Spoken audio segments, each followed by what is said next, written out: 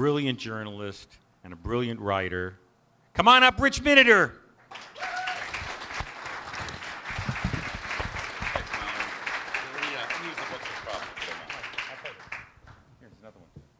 He wants to use the books for props. It has another one, too. Turns out Mallory's book is very good for holding up my book.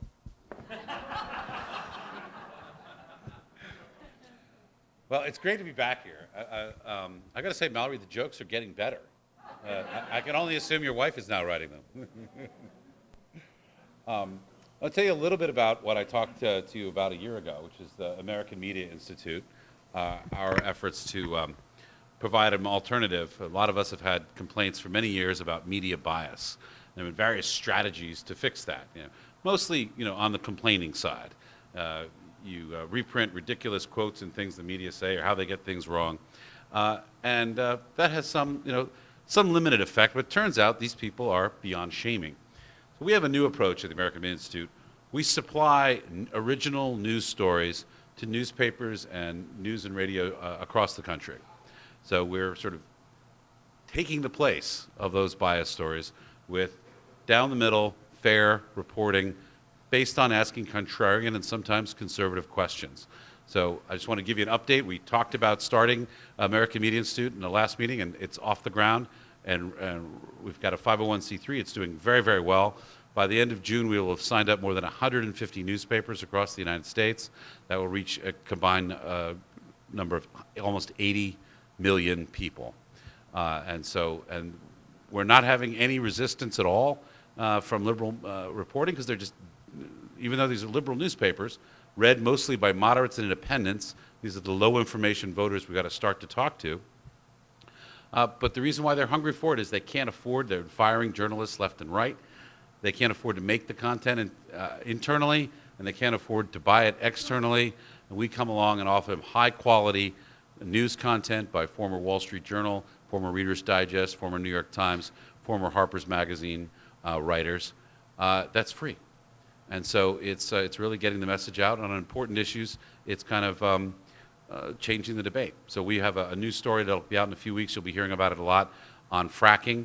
We have a new story in the works on Hillary's health. Okay, let me just tell you a little tidbit. Karl Rove was just the tip of the iceberg. We also have some fun little stories coming out about various people running for office, both Republicans and Democrats.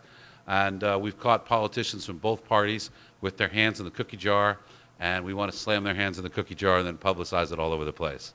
So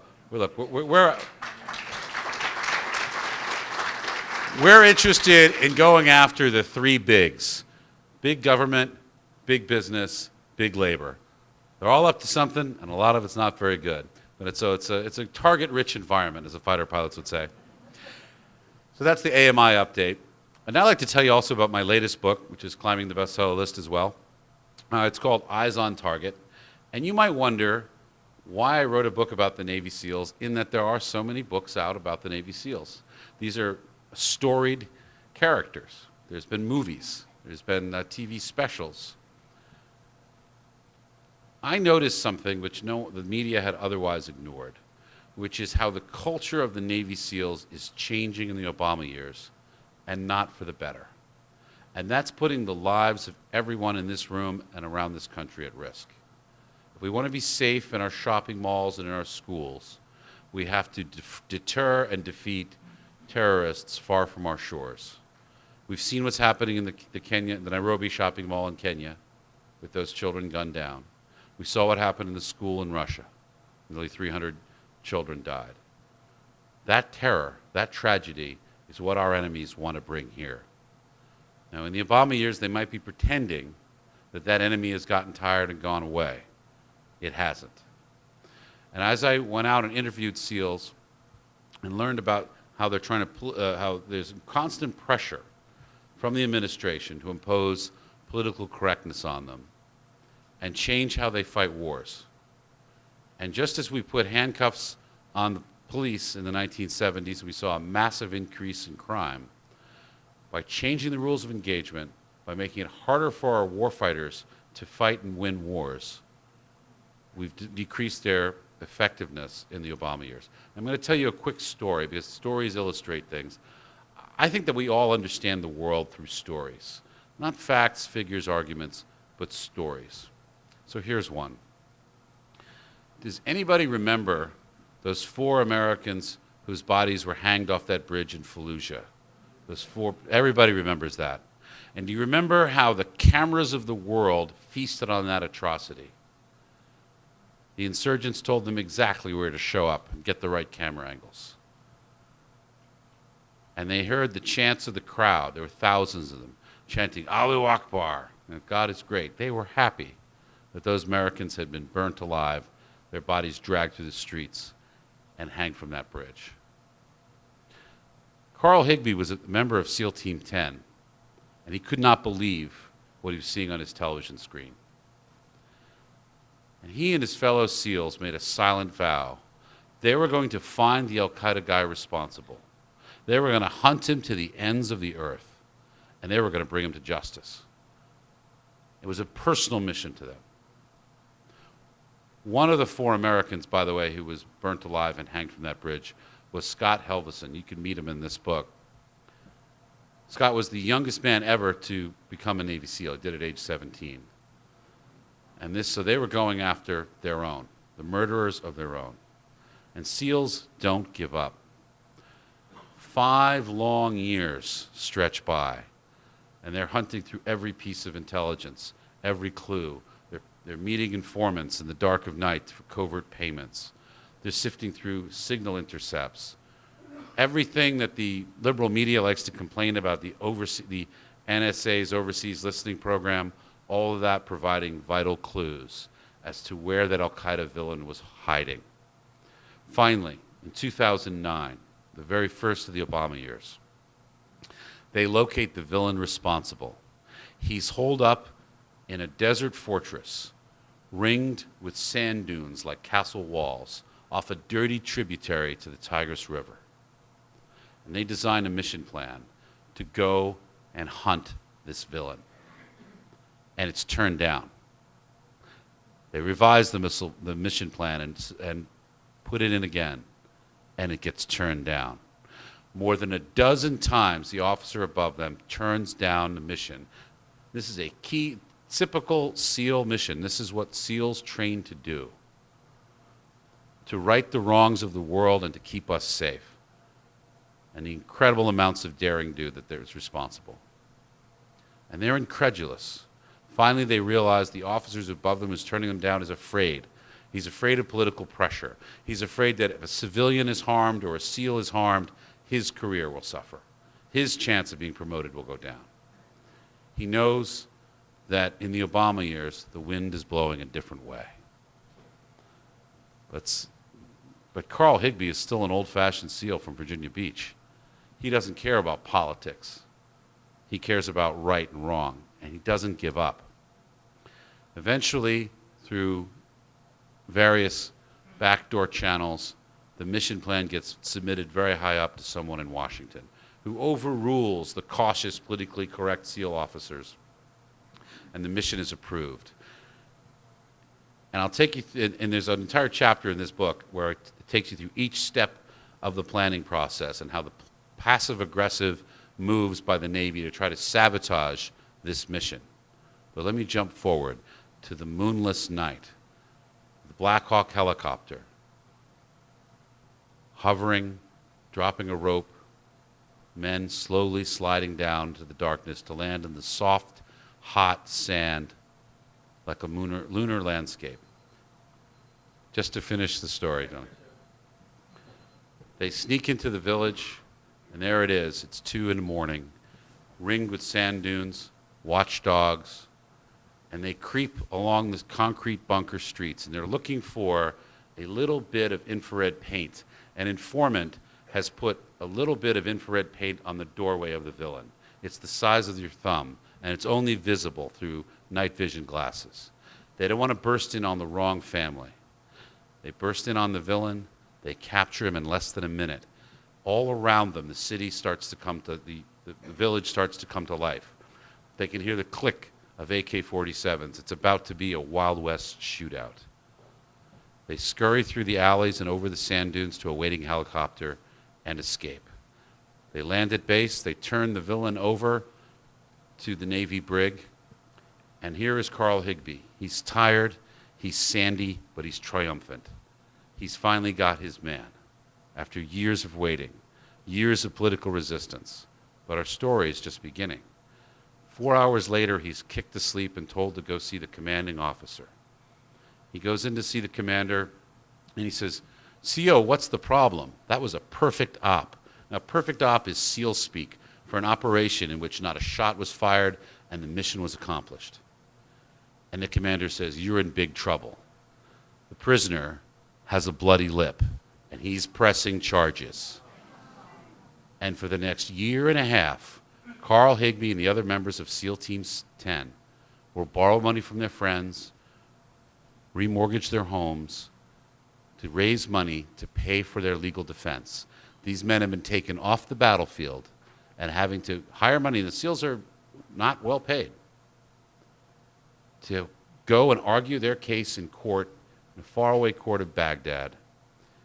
Ultimately, after a year and a half, they're exonerated.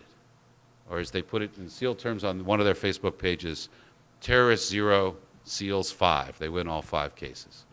But this is what's happening to our special forces in the Obama years. This is why I wrote that book, these kinds of stories. You need to know what's happening to our warfighters, or when the time comes when we really need them, they won't be there.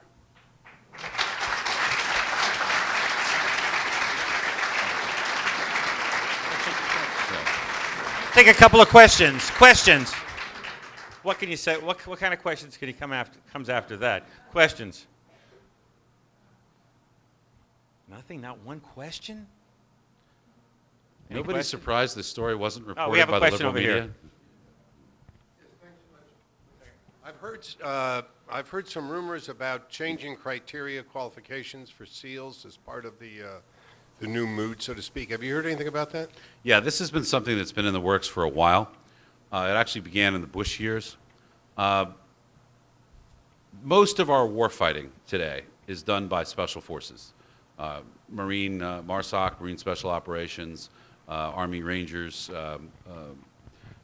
was once called Delta Force, the SEALs, a handful of guys, all told 20 to 25,000 men who operate oftentimes in mixed units.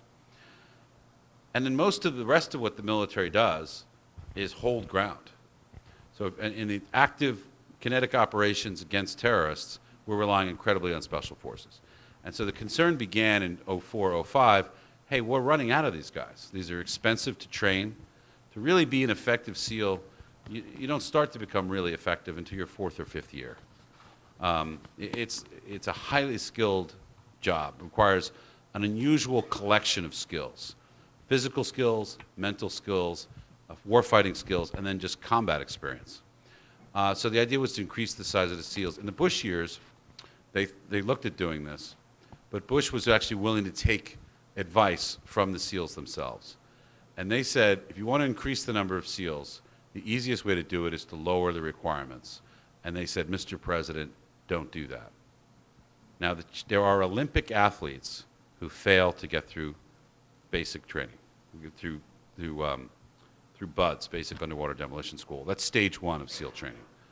The Obama years, they also wanted to increase the number of SEALs, but they were more willing to lower standards.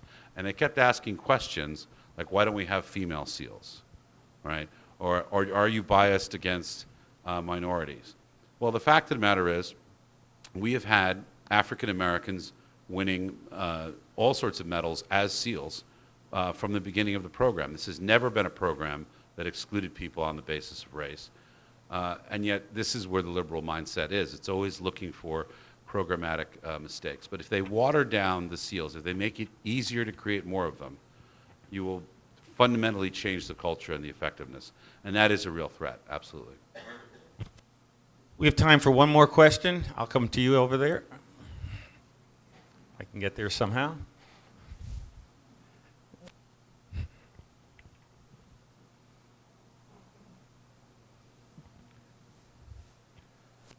I was talking to a F-16 combat pilot Saturday who recently resigned, and he said his resignation was driven by the fact that he's seen over actually almost 600, it was his words, general officers and full colonels forcibly retired in the last 6 to 8 months, and he feels that the upper echelons of the military are being cleansed of the old school to change the mindset. Do you have any thoughts about that? I've seen those record high retirements too, and not all of those are done in the ordinary course of doing business. Some of those retirements are highly unusual in terms of bureaucratic construction. Look, the military should not be a social experiment, right?